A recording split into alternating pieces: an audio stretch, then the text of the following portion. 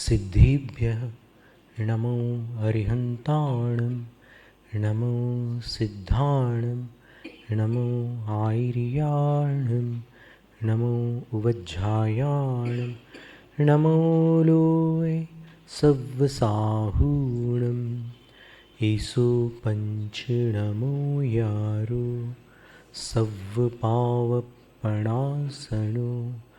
मङ्गलाणं च सव्वेसिं पठमं हवै मङ्गलं चत्तारि मङ्गलम् अरहन्तमङ्गलं सिद्धमङ्गलं साहुमङ्गलं केवलिपण्णत्तो धम्मो मङ्गलं चत्तारि लोगुत्तमा अरहन्तलोगुत्तमा सिद्धलोगुत्तमा साहुलोगुत्तमा केवलिपण्णत्तो धम्मो लोगुत्तमा चत्तारि शरणं पव्वज्जामि अरहन्तशरणं पव्वज्जामि सिद्धशरणं पव्वज्जामि साहुशरणं पव्वज्जामि केवलिपण्णत्तो धम्मो शरणं पव्वज्जामि।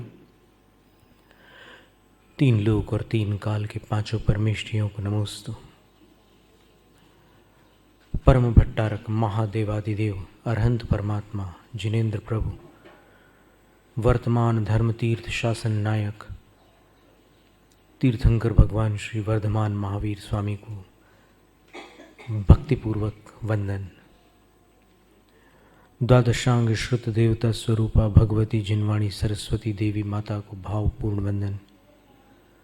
पूर्व शताब्दी के ज्ञानी ध्यानी तपस्वी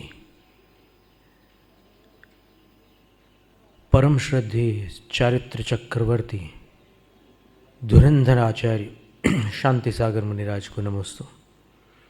दीक्षा शिक्षा गुरु आचार्य विद्यासागर महाराज को नमोस्तु।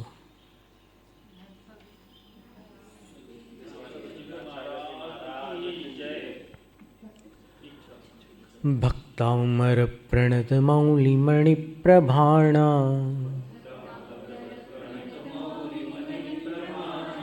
मुद्योत कंदलित पाप तमोवितानम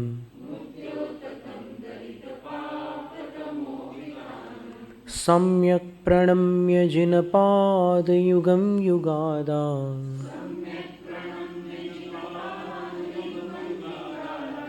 वालंबनं भवजले पततांजनानां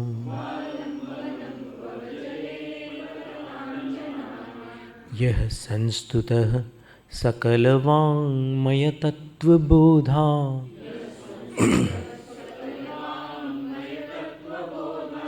दुद्भूतबुद्धिपटुभिः सुरलोकनाथैः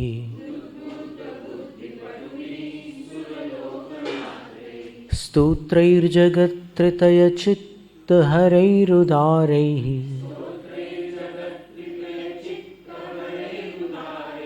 स्तोष्ये किलाहमपि तं प्रथमं जिनेन्द्रम्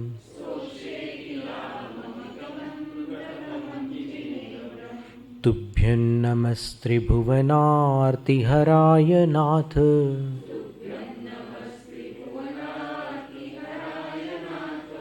तुभ्यं नमः क्षितितलामलभूषणाय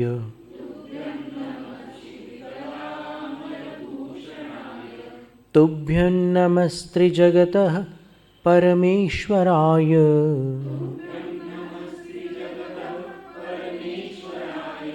तुभ्यं नमो जिनभवो दधिशोषणाय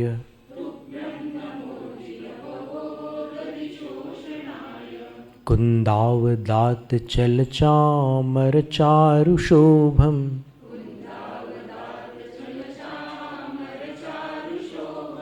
विभ्राजते तव वपुः कलधौतकान्तम्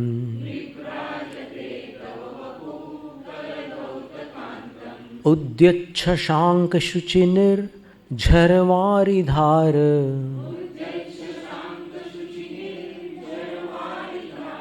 बस इस पंक्ति को सुधार लीजिए। उद्यच्छशांक शुचिनिर्झरवारि धार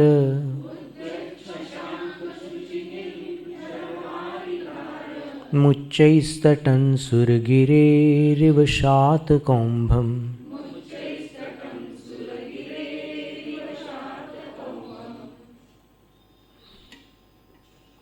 चामर प्रातिहार्य का वर्णन पिछले सत्र में अपन ने देखा था।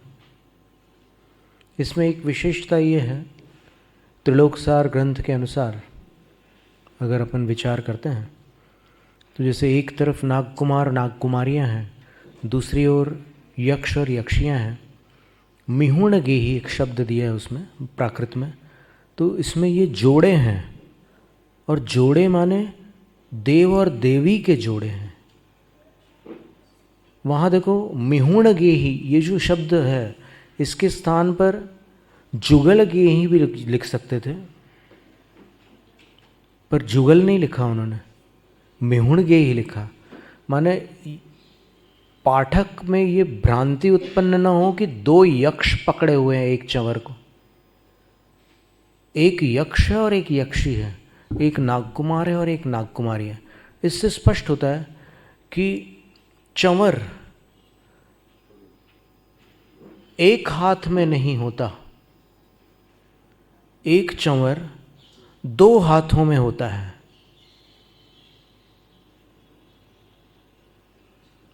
तो आज चंवर से जो अभिषेक आदि के उपरांत भगवान की भक्ति की जाती है, उनको यदि ये लगे कि ये जानकारी उनके उपयोग में आ सकती है तो वो अवश्य इसका उपयोग कर सकते हैं, क्योंकि ये आगम की जानकारी है। यदि आप दो हाथ में एक एक चंवर पकड़ते हैं तो एक चंवर दो हाथ से नहीं पकड़ा जाता है।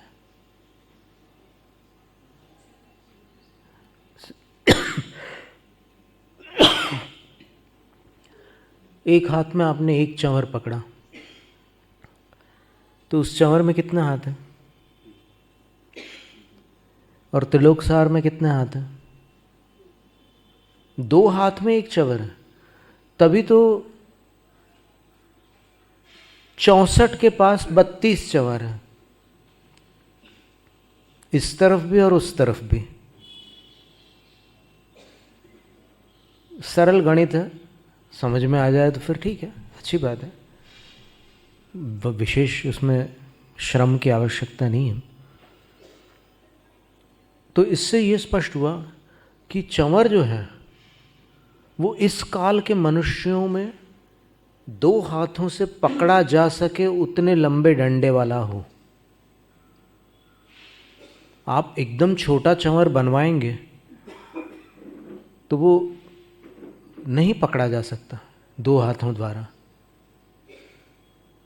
तो ये बात हो गई। फिर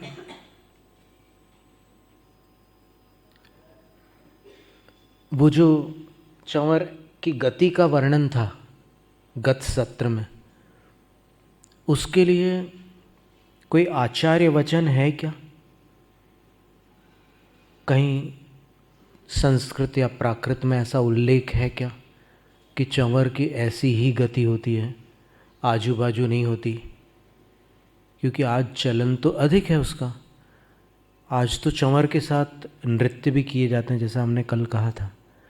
तो उसके लिए अगर आचार्य वचन मिल जाए तो श्रद्धालुओं को लाभ हो सकता है। तो आचार्य वचन ये है, स्वामिन् सुदूरमवनम्य समुत्पतन्तु मन्ये वदन्ति शुचयः सुरचामरौघाः यस्मै नतिं विदधते मुनिपुङ्गवाय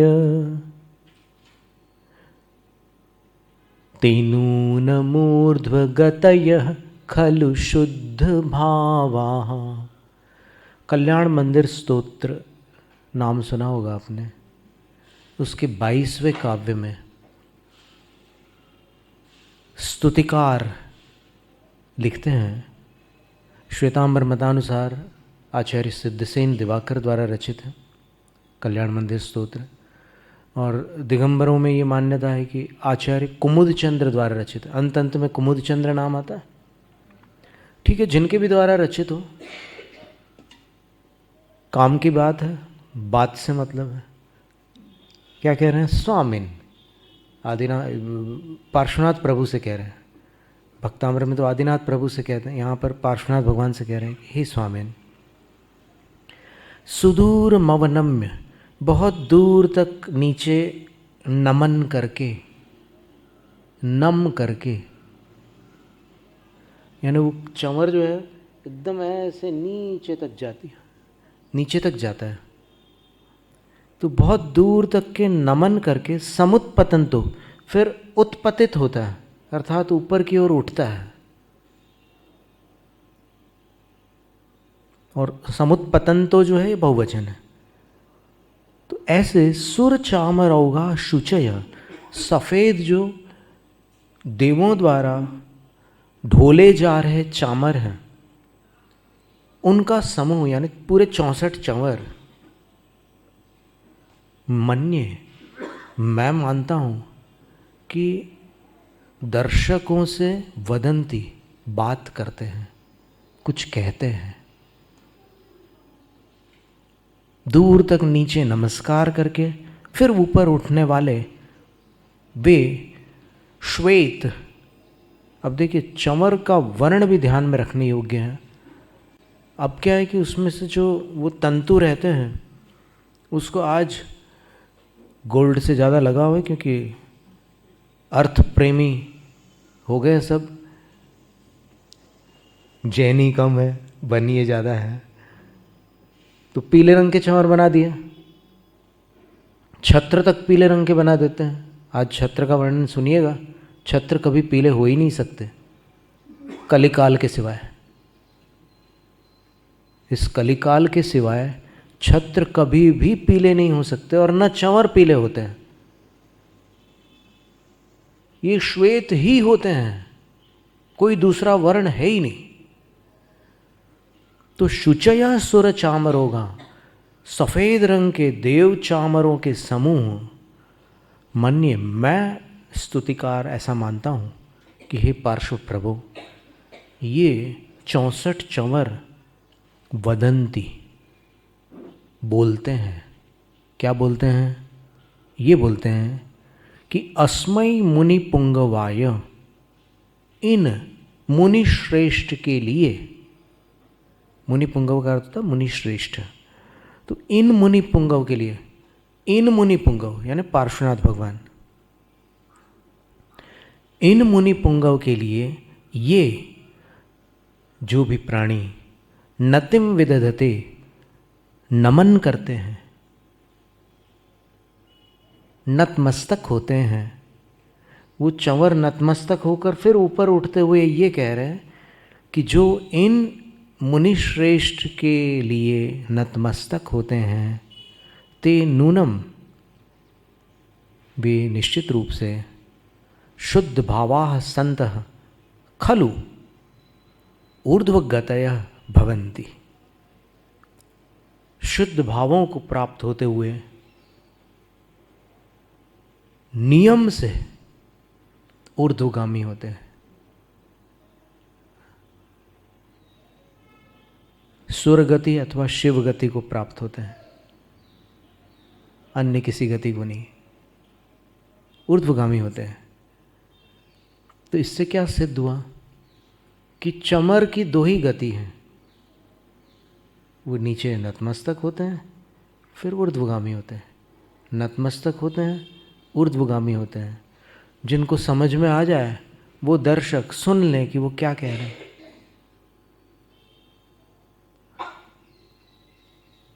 कल्याण मंदिर स्तोत्र के रचनाकार तो कहते हैं कि मैं मानता हूँ कि वो ऐसा कह रहे हैं। क्या कैसा कह रहे हैं? कि जो इन मुनि पुंगव के चरणों में नतमस्तक होगा वो नियम से निश्चित रूप से ऊर्ध्वगामी होगा, और शुद्ध भावाः, साथ में ये भी लिखा कि वो शुद्ध भावों को प्राप्त करता हुआ ऊर्ध्वगामी होगा। ऐसे ऊर्ध्वगामी नहीं होगा, शुद्ध भावों को प्राप्त करेगा। क्योंकि चंवर जब ऐसे झुकते हैं तो उनके जो रेशे होते हैं वो अत्यंत मृदु होते हैं, वो हवा में लहराते हैं, और जैसे ही ऊपर उठाते हैं तो ऐसे फैलते हैं, तो उसकी सफ़ेदी अभिव्यक्त होती है। वो शुद्ध भाव का प्रतीक है सफ़ेदी। तो वे शुद्ध भाव वाले होते हुए ऊर्ध्वगामी होते हैं।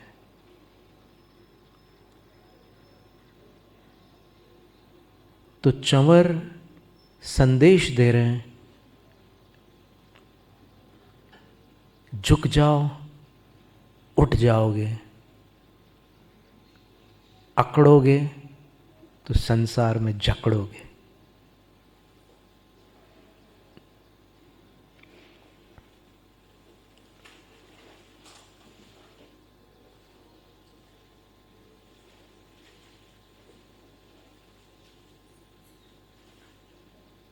अब तीन छत्र प्रातिहार्य का चित्रण है। ये तीन छत्र तीर्थंकर के ही होते हैं, अन्य किसी के नहीं। कोई लगवा ले तो बात अलग है, वही काल का प्रभाव है।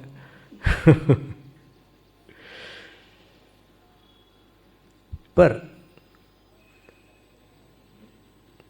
यहां पर तीन छत्र का चित्रण है 31वें काव्य में। इसमें पहले अपन पाठ देखते हैं, फिर लय, फिर अर्थ। छत्रत्रयं तव विभाति शशांक कांत। यहाँ पर खुलकर शशांक बोलिएगा, पर पिछले काव्य में छशांक बोलना, उद्यत छशांक शुचि, क्योंकि वहाँ पर वो व्याकरण के नियम से बना हुआ रूप है।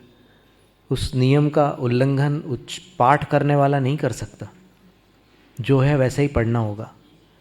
यहाँ पर शशांक कांत मुच्चैः स्थितं स्थगित भानुकर प्रतापम मुक्ता फल प्रकर जाल विवृद्ध शोभम। वृद्ध, वृद्ध नहीं, विवृद्ध। प्राकृत में ऐसे 4 सूत्र हैं, ऋत अत, ऋत उत, ऋत इत, ऋत ओत। प्राकृत व्याकरण में है ये। तो इसमें कहीं पर ये जो रेर होता है वो कहीं पर ऊ बन जाता। पाणि वह मुसावादम, मुसावादम संस्कृत में मृषा वाद शब्द होगा, और कहीं पर ये ई भी हो जाता है।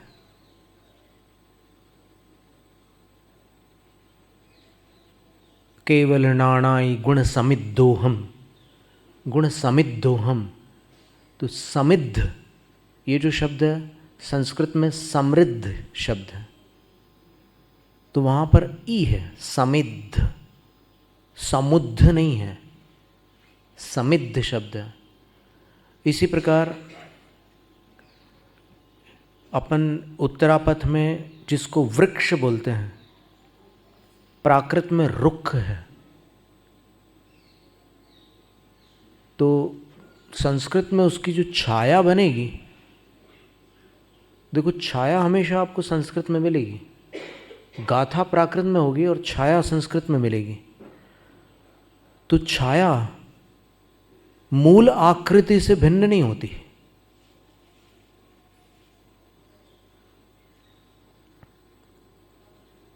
केले की छाया है, केले के पेड़ की, क्या वो आम के पेड़ जैसी हो सकती है?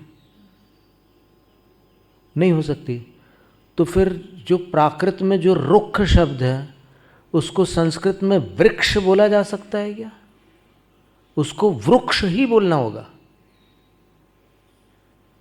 और इसी प्रकार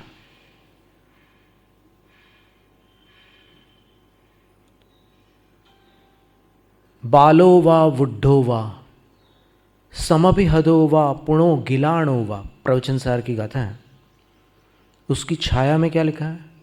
बालो वा वृद्धो वा या वृद्धो वा। ऊपर प्राकृत में क्या था? बुढ़ो वा। हिंदी में क्या है? बूढ़ा। तो संस्कृत में वृद्धो कैसे बन जाएगा? वृद्धो वा। बालो वा वृद्धो वा श्रमाभिहतो वा पुनर्ग्लानो वा। छाया ऐसी बनेगी उसकी। तो इस अपेक्षा से विचार करने पर प्राकृत के आलंबन से यदि अपन संस्कृत के शब्दों का पाठ करते हैं तो फिर ऐसा उच्चारण होता है, विवृद्ध शोभम। और अगर कहीं रूढ़ रूप से ईकार का ही उच्चारण चला आ रहा है तो उसके प्रति अपना कोई विशेष आग्रह नहीं है। केवल अपन ने यहाँ पर प्राकृत से संस्कृत छाया की एक प्रणाली का उल्लेख मात्र किया है। और दक्षिणापथ में हर जगह ऊ बोलते हैं। जहाँ ई बोलना है वहाँ भी ऊ बोलते हैं, जहाँ अ बोलना है वहाँ भी ऊ बोलते हैं, हर जगह ऊ। कृत कारित अनुमोदना। कृत ये किसकी छाया है? किसी की नहीं। क्योंकि आप अगर संस्कृत में देखेंगे अट्ठ गुणा किद किच्चा, ये शब्द आपको मिल जाएगा। अष्ट गुणा कृत कृत्याह, दोनों में किद किच्चा की है, कु नहीं है। और कहीं आप देखना पुवुत्तणव विहाणम मणवयण काय कद कारिदाण मो देहि मे हुणम नवधा दिवसम मिजो विवज्यति गुणम मिसो सावो छट्टो। छठी प्रतिमा का वर्णन वसुनिधि श्रावकाचार्य में है। मण वयण काय कद कारिदाणो मो देहि। कद, कद की छाया क्या है? मनोवचन काय कृत, छाया वही है कृत। कृत कृत्य में कृत उच्चारण है और कृत में यहां पर अ का उच्चारण है। आपको समझ में आ रहा है या फिर भारी भारी लग रहा है कि अरे ये क्या निकाल दिया विषय महाराज?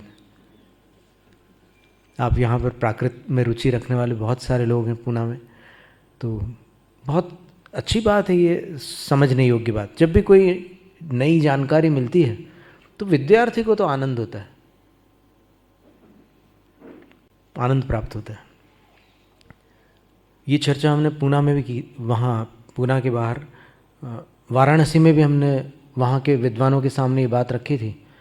तो उनमें से कुछ विद्वान सहमत थे और फिर कुछ विद्वान सहमत नहीं थे।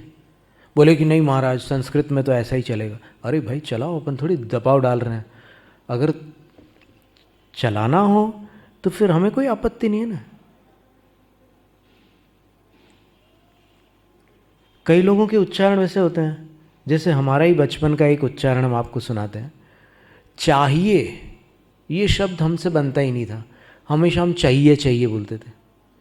और अभी भी जब हम होश में नहीं बोलते तो चाहिए के स्थान पर चाहिए ही निकलता है। पर हम ये आग्रह नहीं कर सकते कि हम जो बोलते हैं वही सही। सही तो वही है जो नियम के अनुरूप है।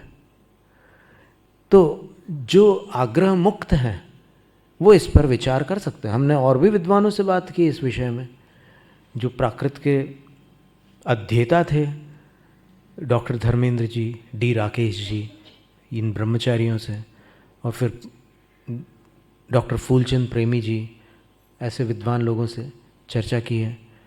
तो कुछ विद्वान इसमें सहमत नहीं थे और कुछ बोल रहे थे कि अच्छा, डॉक्टर भागचंद भागेंदु जिन्होंने 40 लोगों को पीएचडी करवाई, उनसे भी बात की तो उन्होंने बोला कि ये विचार आपका अच्छा है। और फिर उन्होंने ये सूत्र बताया हमें प्राकृत व्याकरण के, ऋत अत आदि 4 सूत्र। तो अगर ज्ञान के द्वार खुले हों तो नई जानकारी को स्थान मिलता है। इसलिए अंग्रेजी में एक कहावत है, always keep your brains 3 to 9% empty. अपने दिमाग हमेशा 3 से 9% रिक्त रखिए, कुछ नया उसमें स्थान पा सके। अगर पूरा भरा रखोगे तो फिर कुछ अंदर समा नहीं सकेगा। तो विवृद्ध शोभम प्रख्यापयत त्रिजगतः परमेश्वरत्वम। लय में पढ़ते हैं, छत्रत्रयं तव विभाति शशांक कांत,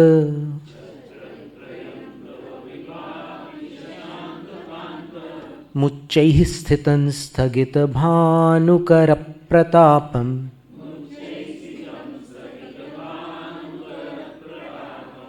मुक्ताफल प्रकर जाल विवृद्ध शोभम,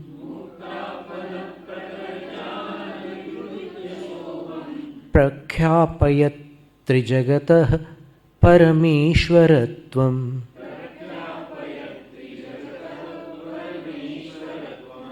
अब मंद गति से देखते हैं, छत्रत्रयं तव विभाति शशांक कांत,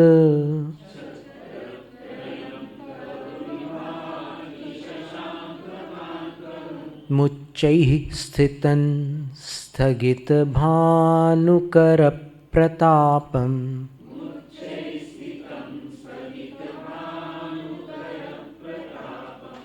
मुक्ताफल प्रकर जाल विवृद्ध शोभम,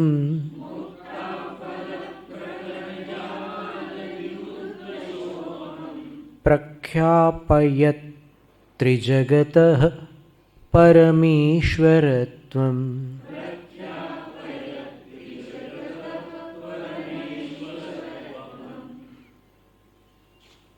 तव त्रिजगतः परमेश्वरत्वं प्रख्यापयत्, छत्रत्रयं विभाति।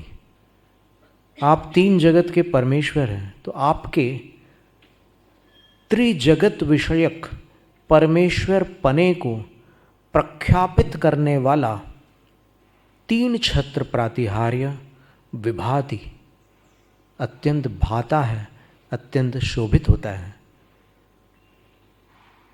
कैसा है वह छत्रत्रय? शशांक कांत, चंद्रमा जैसा मनोहर है।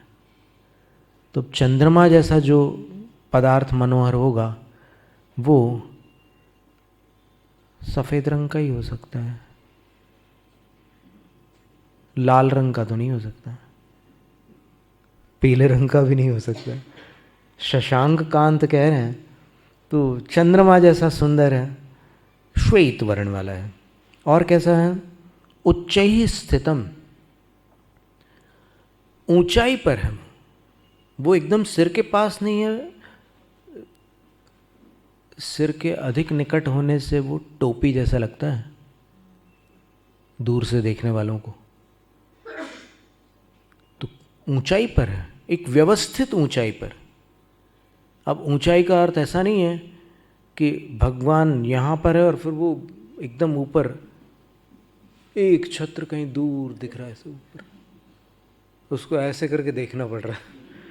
इतना ऊंचा भी नहीं, लेकिन ऊंचाई पर है। और ऊंचाई पर होने के साथ साथ कैसा है? स्थित है, अर्थात अचल है। इस कलिकाल की बलिहारी है कि छत्र भी जंजीरों पर लटकाए जाने लगे। चेन लगे रहते हैं छत्रों पर, पता नहीं कहाँ से किसने सीखा और किसने सिखाया। अभी सिखाने वालों की भी कमी नहीं है और सीखने वालों की भी कमी नहीं है। आँख वाले बने और कान वाले बने। अगर सारे जिन भक्त आँखों वाले हों और कानों वाले हों तो फिर सारे विवाद समाप्त हो जाए। आँखों वाले का तात्पर्य ये है कि आँखों से आगम को पढ़ने के लिए राजी हो। किसी ने कुछ बोल दिया तो बस उसको मान लिया, ऐसे धर्मांध नहीं बनना। जिन शासन में धर्मांध शब्द का कोई अस्तित्व नहीं है, और अगर अस्तित्व है तो वो प्रथम गुणस्थान के रूप में है, मिथ्या दृष्टि के रूप में है। सम्यक दृष्टि कभी धर्मांध नहीं होता। आंखें आगम हो, यानी आंखों वाला वो व्यक्ति है जो आगम को देखने के लिए राजी हो। नहीं, हमें जरूरत नहीं आगम देखने की, मत देखो, कोई बात नहीं, तुम्हारा नंबर 1 है गुणस्थान, टेंशन क्या लेते हो।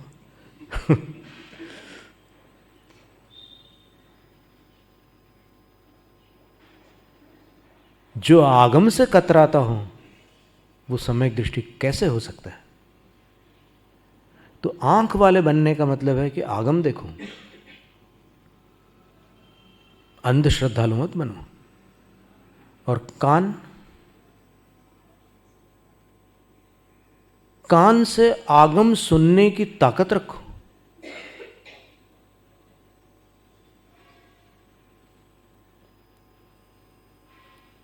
किसी ने कुछ कह दिया उसको मान लिया, फिर किसी ने कुछ कह दिया उसको मान लिया, फिर तीसरे ने कुछ बोल दिया उसको मान लिया। इसका नाम अनेकांत नहीं है, इसका नाम तो मिर्ज़ापुरी लोटा है। मिर्ज़ापुरी लोटे के नीचे वो ब्रिम वो नहीं होती, स्टैंड नहीं होता, वो ऐसा गोल लोटा होता है। इधर से धक्का मारो तो उधर हो जाता, उधर से धक्का मारो तो इधर हो जाता। गंगा गए गंगादास, जमुना गए जमुना दास, ऐसे काम नहीं चलता।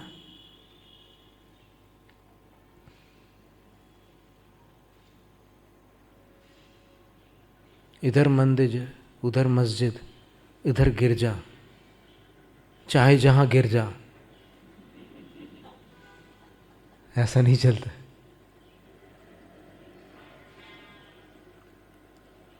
और जितने भी नामी भक्त हुए हैं संसार में, किसी भी संप्रदाय के, वो एक पर आस्था रखने वाले थे। आप छांट करके निकाल लो।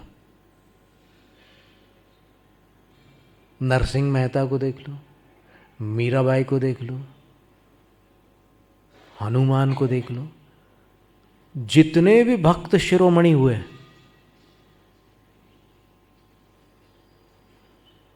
इधर और उधर कहीं भी देख लो आप, उनकी भक्ति केंद्रित थी, इसलिए सफल थी। जिनकी भक्ति बिखरी हुई होती है वो न इधर के होते हैं न उधर के।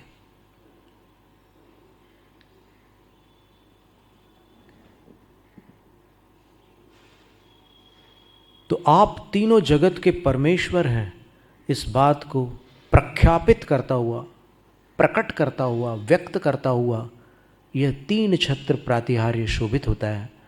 और यह 3 छत्र प्रातिहार्य शशांक कांत, चंद्रमा जैसा मनोहर है, अर्थात धवल वर्ण का है। और उच्चैः स्थितम, कुछ ऊंचाई पर है, और स्थित यानी अचल है, झूलता नहीं है, वो स्थित रहता है। और कैसे स्थित रहता है? तो एक प्राचीन जिन बिंब का चित्र है, देखते हैं।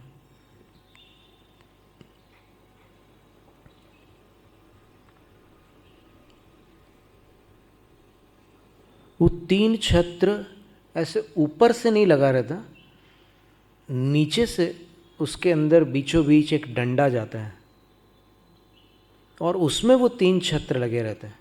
नीचे वाला सबसे बड़ा होता है, बीच वाला मध्यम होता है और ऊपर वाला उससे छोटा होता है। अन्य संप्रदायों में नीचे छोटा, बीच का बड़ा और ऊपर वाला सबसे बड़ा होता है। कई जगह आप देख सकते हैं चित्रों में, वहाँ जाके मत देखना। तो ये श्रवण बेलगोल का एक चित्र है, सदियों पुराने छत्र का। उसमें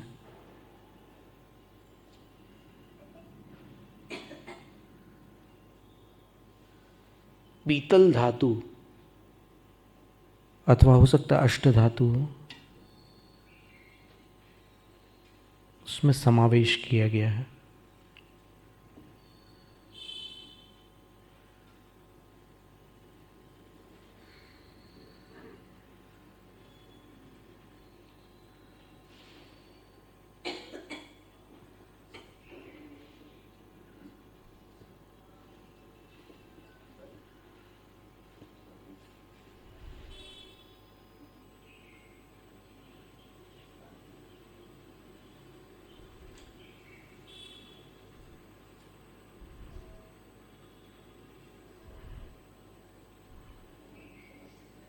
यदि अभी अल्प समय में मिल जाता है तो अच्छी बात है, अन्यथा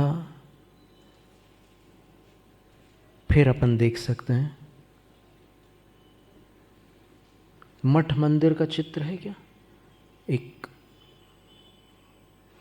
पुराना बिंब है, ऐसे पूरे चारों तरफ भामंडल भी बड़ा बना हुआ है और 3 छत्र तो बहुत ही अद्भुत है।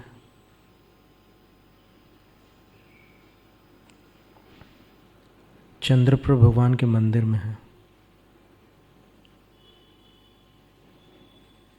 अपन समझने के लिए इतने सारे ये सब रेफरेंसेस ले करके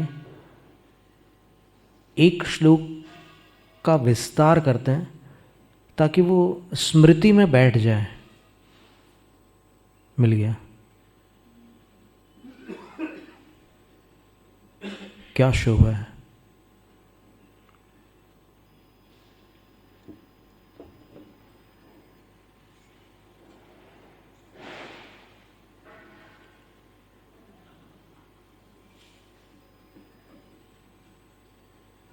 इसके मध्य में नीचे की तरफ से वो डंडा है जिस पर ये तीनों स्थित है, और ये तीनों ऐसे घूम सकते हैं। छत्र का फिरना पुण्य का ठाठ माना गया है और छत्र का हिलना अस्थिर शासन का प्रतीक माना गया है। छत्र हिलेंगे तो आपका शासन स्थिर नहीं रहेगा। दिख गए सबको?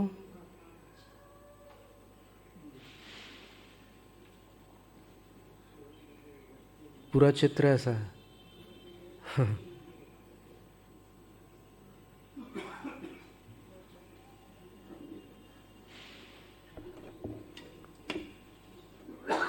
देखो, उत्साह तो बहुत है भक्तों में, पर उसको अगर सही दिशा मिल जाए आगम के माध्यम से, आगम के नाम से नहीं, आगम के माध्यम से। आगम आगम सब लोग बोल देते हैं, मुंह से आगम 3 अक्षर उच्चारित करना तो बहुत आसान है, लेकिन इसमें आ ग म उसका पूरा व्यवस्थित जो आगम कह रहा है उसमें से सार निकालना है।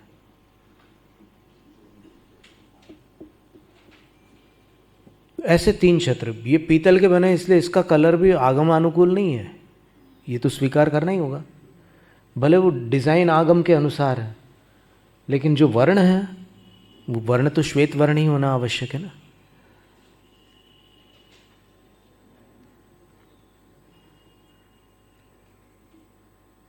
और कैसा है छत्रत्रय? स्थगित भानुकर प्रतापम, जो सूर्य के कर यानी किरणों के, प्रताप यानी गर्माहट, घाम को स्थगित करने वाला है।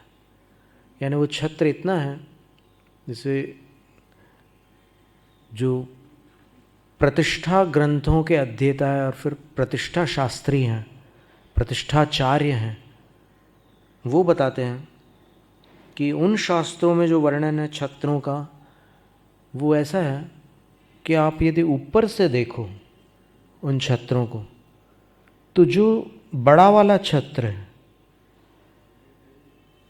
उसकी परिधि में अर्थात सरकमफेरेंस में भगवान की नासिका और कर्ण अंदर समा जाए, इतना बड़ा वो छत्र होता है कि ये छत्र उसके बाहर नहीं रह सकते, ये कान छत्र के बाहर नहीं जा सकते, वो उसके अंदर आ जाए।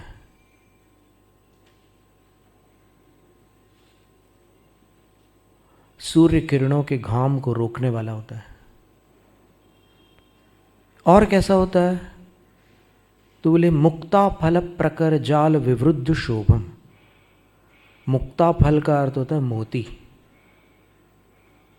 मोतियों का जो प्रकर है, समूह है, निकर प्रकर, ये सब समूह के पर्यायवाची शब्द हैं।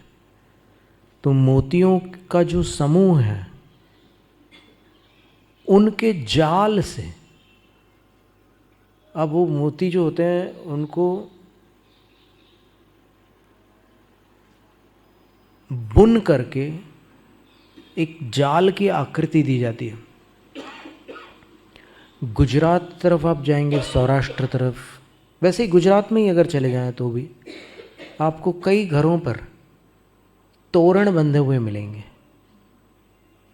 और उन तोरणों को नायलॉन के धागे से, वो जो बीड्स हैं, जो दाने हैं, उनको पिरो करके बनाया गया है और बहुत अलग अलग प्रकार की कलाकृतियाँ आपको उसमें देखने मिल सकती है।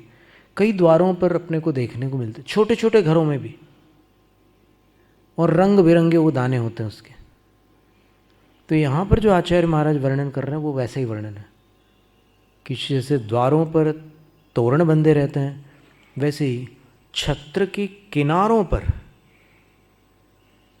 मोतियों की वैसी ही संरचना होने के कारण मुक्ता फल प्रकर जाल, मोतियों के समूह का जाल होने से विवृद्ध शोभम छत्रत्रयम, जिसकी शोभा विशेष वृद्धि को प्राप्त हो चुकी है। अर्थात मोतियों के गुच्छों से वो 3 छत्र प्रातिहार्य अधिक शोभित है। तो वह 3 छत्र प्रातिहार्य भगवान के त्रिजगत परमेश्वरत्वम, 3 जगत के परमेश्वर पने को प्रख्यापयत, प्रकट करता हुआ विभाति, शोभित होता है। इस तरह काव्य का अर्थ हुआ। अब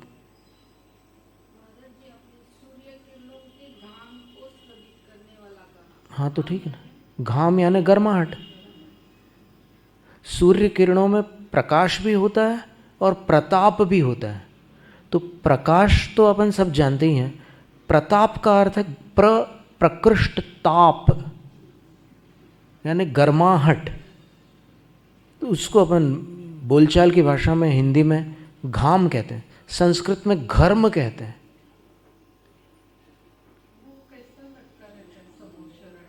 लटका ही नहीं रहता वो,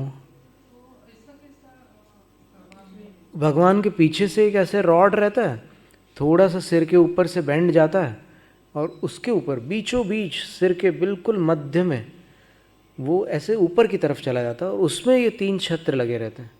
ऊपर से लटकने का सवाल नहीं, ऊपर तो अशोक तरु है। वो जो भी है, समोसरण में तो बिना रॉड के भी रह सकता है, समोसरण है पर रॉड तो रहेगा।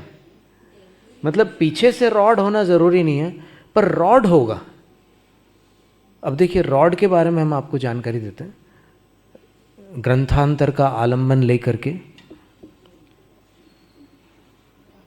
पूज्यपाद आचार्य महाराज ने क्या कहा उसको अपन देख लेते हैं।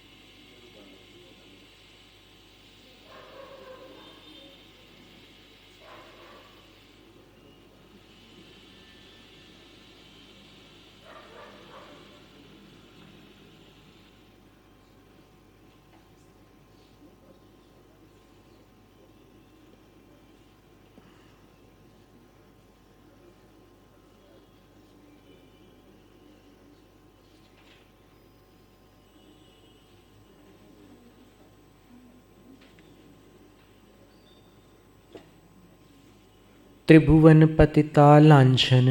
नंदीश्वर भक्ति में एक संस्कृत श्लोक है, संस्कृत आर्या छंद है। आचार्य पूज्यपाद स्वामी लिख रहे हैं, त्रिभुवन पतिता लांछन मिंदुत्रय तुल्य मतुल मुक्ता जालम छत्रत्रयं च सुबृहद वैडूर्य विकृप्त दंडमधिक मनोज्ञम। स्कंद छंद, 12-20 मात्राएं हैं।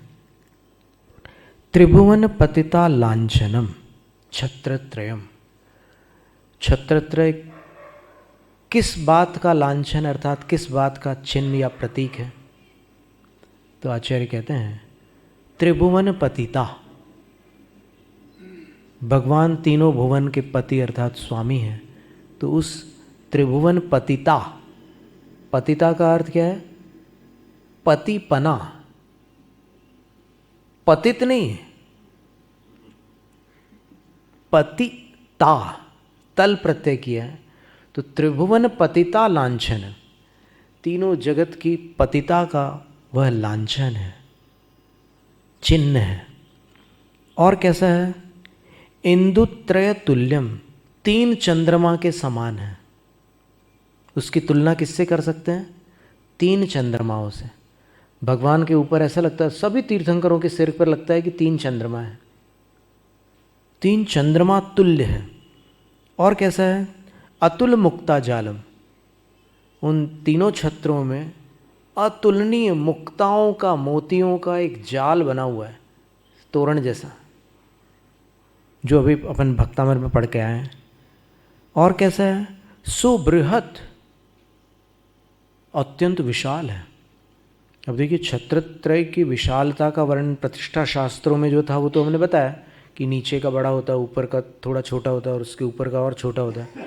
उसमें मनुष्य की नासिका का भी एक उदाहरण दिया है कि जैसे नासिका ऊपर सकरी होती है, फिर मध्य में मध्यम होती है और नीचे चौड़ी होती है, वैसे ही 3 छत्र में ऊपर वाला छोटा होता है, बीच वाला मध्यम होता है, नीचे वाला बड़ा होता है।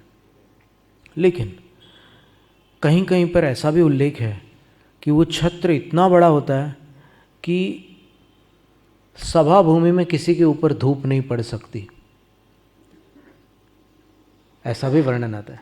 समौसरण स्तोत्र नाम का एक संस्कृत काव्य है, उसमें छत्रत्रय को सभा भूमि प्रमाण बताया है। तो ये भी एक उल्लेख है, उसको अपन और विशेष रूप से विद्वानों से और फिर बड़े आचार्य और साधुजनों से पूछ सकते हैं कि इसमें कैसा क्या तालमेल है, उसकी जानकारी ले सकते हैं। तो सुबृहद, यहाँ आचार्य पूज्यपाद स्वामी कह रहे हैं सुबृहद वैडूर विकृप्त दंडम। और यहाँ पर सुबृहद विशेषण 3 छत्र को न दे करके आचार्य रत्नों को दे रहे हैं। बड़े बड़े वो जो डंडा है ना बीच का,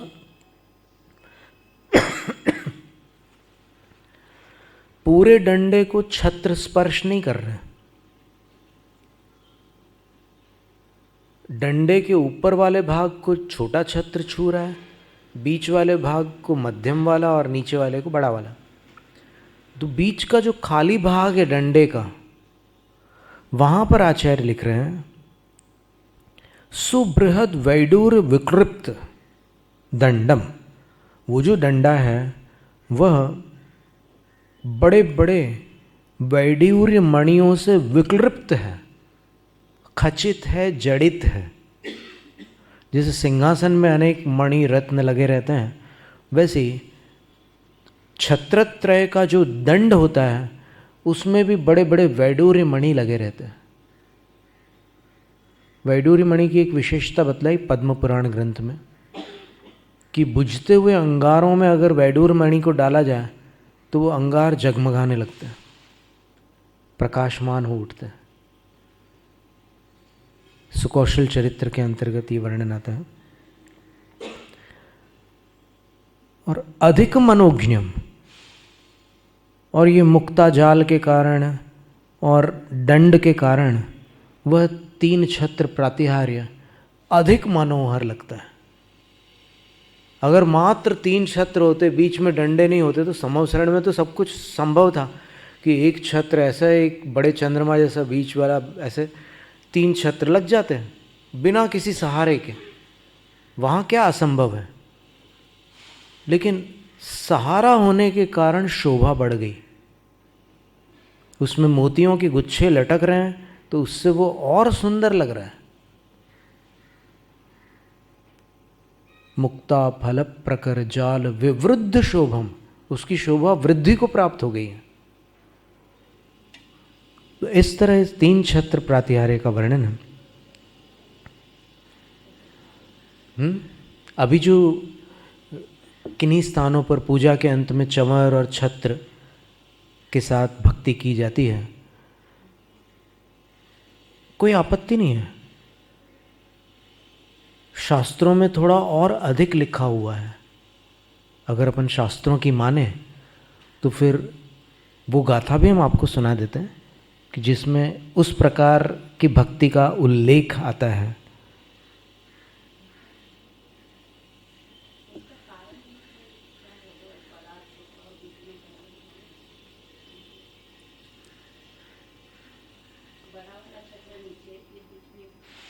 ये भी अच्छा आपने प्रश्न पूछा कि बड़ा नीचे क्यों होता है, छोटा ऊपर क्यों होता है, तीनों इक्वल क्यों नहीं होते, अथवा रिवर्स क्रम क्यों नहीं होता, जैसे अन्य मतों के मंदिर में देखते हैं अपन कि वहाँ पर ऊपर बड़ा छत्र है, बीच में उससे छोटा है और नीचे सबसे छोटा है।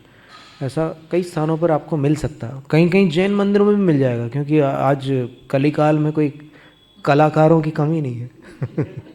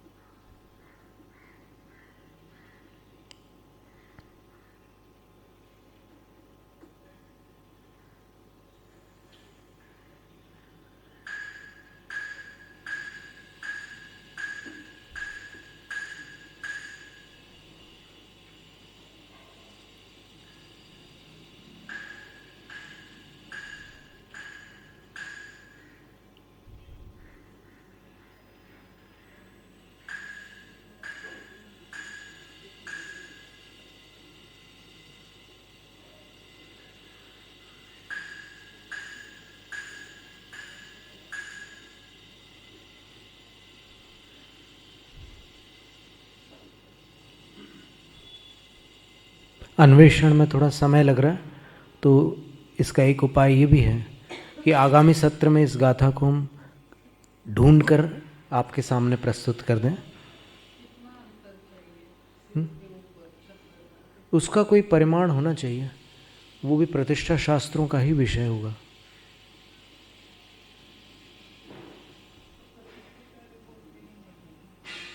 नहीं, कोई बात नहीं, अपन शास्त्रों की बात कर रहे हैं ना, अपन प्रतिष्ठाचार्यों की बात नहीं कर रहे हैं, हम प्रतिष्ठा शास्त्र की बात कर रहे हैं। और कई प्रतिष्ठाचार्य तो बता सकते हैं।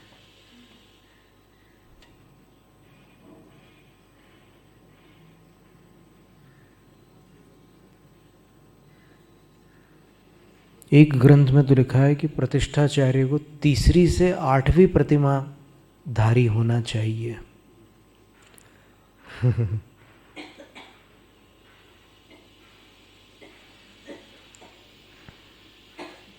ठीक है, हम निकालते हैं इसको।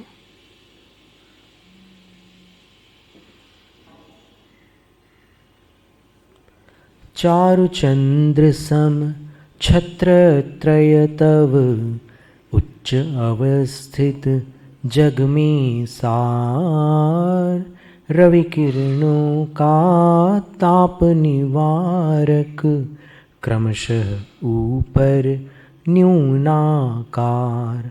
मुक्ता फल के तोरण सा है, जिसकी शोभा का श्रृंगार। आप त्रिलोकी परमेश्वर हैं, प्रकट करे वह गोलाकार। जय जय आदिश्वर स्वामी, घट घट के अंतर्यामी।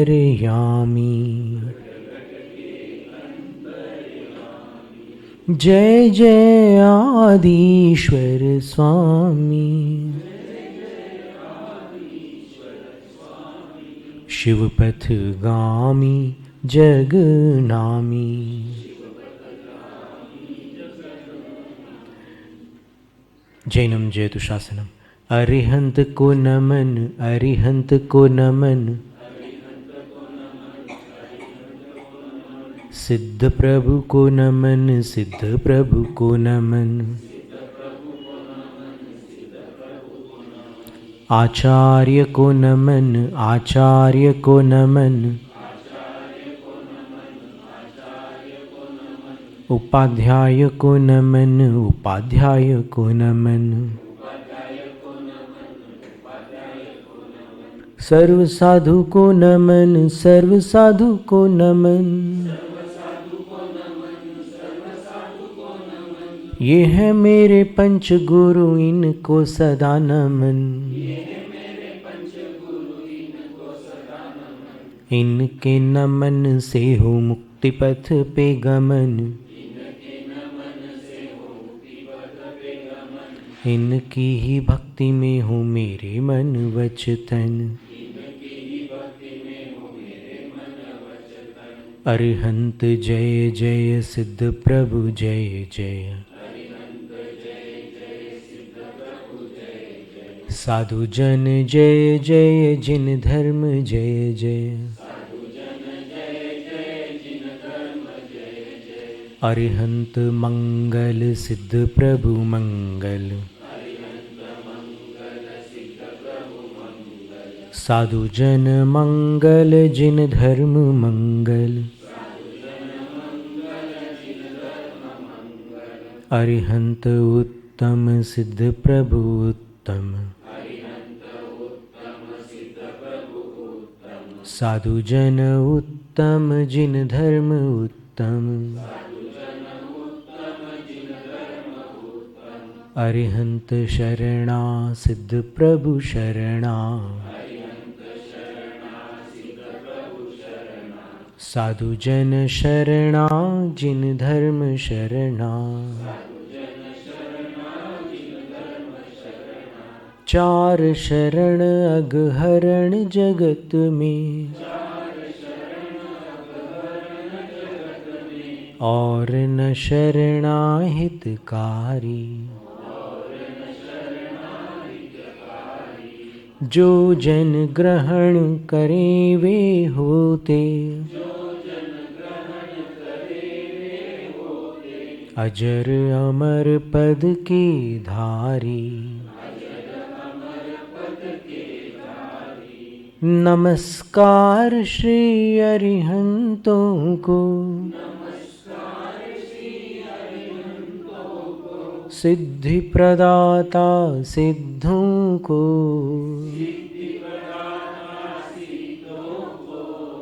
आचार्यों को, उपाध्यायों को।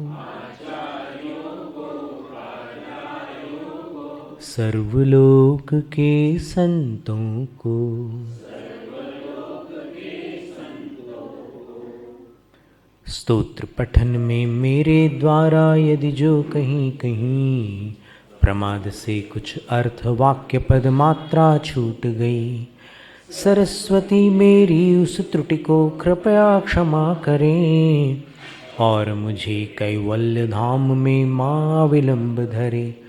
वांछित फलदात्री चिंतामणि सदृश मात तेरा, वंदन करने वाले मुझको मिले पता मेरा, बोधि समाधि विशुद्ध भावना आत्म सिद्धि मुझको मिले और मैं पा जाऊँ माँ मोक्ष महासुख।